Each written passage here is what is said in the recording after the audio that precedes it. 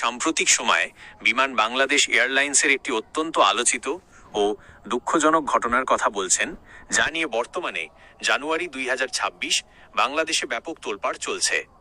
ঘটনাটি গত 31শে ডিসেম্বর 2025 তারিখে ঘটেছিল। এই ঘটনার বিস্তারিত এবং বর্তমান অবস্থা নিচে তুলে ধরা হলো। ঘটনার মূল বিবরণ। ফ্লাইট বিমান বাংলাদেশ এয়ারলাইন্সের সিলেট থেকে লন্ডনগামী BG201 ফ্লাইট। স্থান বিমানটি যখন পাকিস্তানের আকাশ সীমায় লাহোরের কাছাকাছি ছিল, তখন একজন যাত্রী হঠাৎ গুরুতর অসুস্থ হয়ে পড়েন। অভিযোগ, কন্ট্রোল টাওয়ার থেকে জরুরি চিকিৎসার প্রয়োজনে নিকটস্থ কোনো বিমানবন্দরে অবতরণের নির্দেশনা দেওয়া হয়েছিল, কিন্তু pilot in command captain Aliya Mannan সেই নির্দেশনা অমান্য করে বিমানটি পুনরায় ঢাকায় ফিরিয়ে আনার সিদ্ধান্ত নেন। পরিণতি, পাকিস্তান থেকে ঢাকা ফিরতে প্রায় 3 ঘন্টা সময় লাগে। দীর্ঘ সময় প্রয়োজনীয় চিকিৎসা না পাওয়ায় বিমানের ভেতরেই ওই যাত্রীর মৃত্যু হয়।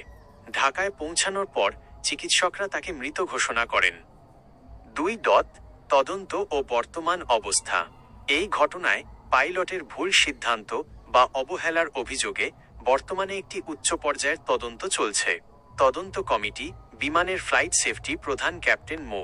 এনামুল হকের নেতৃত্বে 3 সদস্যের একটি কমিটি গঠন করা হয়েছে। তদন্তের কেন্দ্রবিন্দু, কেন পাইলট লাহোর বা করাচির মতো নিকটস্থ বিমানবন্দরে জরুরি অবতরণ ডাইভার্ট না করে 3 ঘন্টা পথ পাড়ি দিয়ে ঢাকায় ফিরলেন, সেটি এখন প্রধান প্রশ্ন। অতিরিক্ত বিতর্ক, এর আগেও 2023 সালে একই রুটে এক যাত্রী অসুস্থ হলে পাইলট জরুরি অবতরণ না করে সরাসরি লন্ডনে চলে গিয়েছিলেন, যা নিয়ে সে সময়ও বিতর্ক হয়েছিল। 3. এই ঘটনার আইনগত ও নৈতিক প্রভাব। মন্ট্রিল কনভেনশন, আন্তর্জাতিক আকাশ আইন অনুযায়ী অসুস্থ যাত্রীকে দ্রুত চিকিৎসা দেওয়া এয়ারলাইন্সের দায়িত্ব। তদন্তে অবহেলা প্রমাণিত হলে এয়ারলাইন্স বড় ধরনের আইনি জটিলতা ও ক্ষতিপূরণের মুখে পড়তে পারে। জনরোষ, সামাজিক যোগাযোগ মাধ্যম এবং সংবাদ মাধ্যমে পাইলটের এই সিদ্ধান্তকে অমানবিক হিসেবে আখ্যা দেওয়া হচ্ছে। আপনি কি এই ঘটনার তদন্তে সর্বশেষ কোনো আপডেট বা পাইলটের পক্ষ থেকে দেওয়া কোনো বক্তব্য সম্পর্কে জানতে চান?